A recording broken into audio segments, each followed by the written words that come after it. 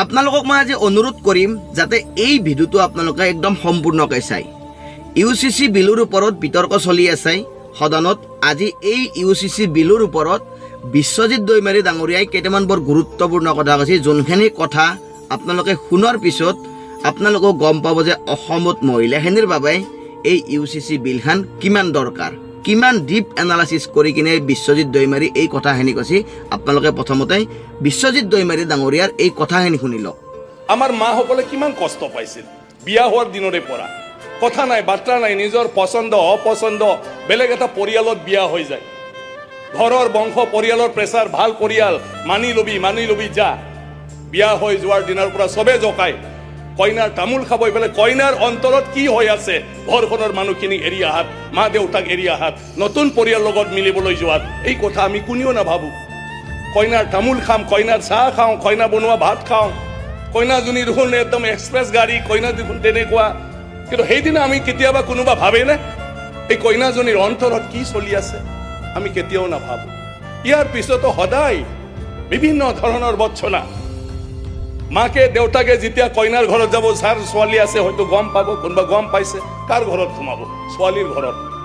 যেতিয়া সোমাই তেতিয়াও বাহিৰত কোনোবাই ক'ব লগাই দিলে চাগে, আমি কি লগাই দিলে। এইটোৱে চলি থাকে।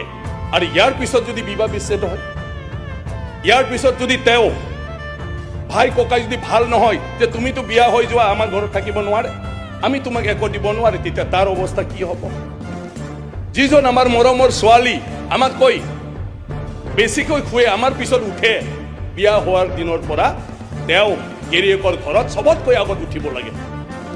একো নাজানিলেও কাঁহী বাতি ধুব লাগে, চাহ বনাব লাগে, আনক আগত দিব লাগে, নিজে খোৱাৰ আগত।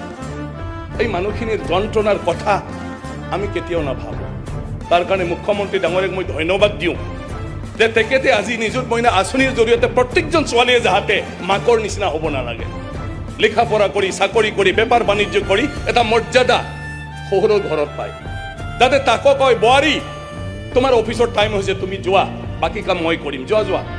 যাতে তেনেকুৱা ধৰণৰ সন্মান আমাৰ ছোৱালীবিলাকে পায়। গতিকে সেইবোৰৰ কাৰণে UCC এইটো অত্যন্ত প্ৰয়োজন। যাৰ ঘটিছে তেওঁলোকে বুজি পায়, যাৰ ঘটা নাই তেওঁলোকে বুজি নাপায়। আৰু এই মই যিখিনি কথা কৈছোঁ সেই দৃষ্টিৰে যদি আমি চাওঁ, তাতকৈও বেছি কঠোৰ আইন আমাৰ দৰে। বিশ্বজিৎ দৈমাৰী ডাঙৰীয়াৰ এই কথাখিনিত আমি সকলো অসমবাসী ৰাইজে স্পষ্টকৈ বুজি পাব লাগে, বেছিকেলি মহিলাখিনি বুজি পাব লাগে যে UCC বিলখন অসমত কিমান দৰকাৰ। তো গাইজ, আপোনালোকে আপোনালোকৰ মতামতবিলাক কমেণ্ট ছেকশ্যনত জনাব যে UCC বিলখন অসমত লাগে নে নালাগে, আৰু লগতে বিশ্বজিৎ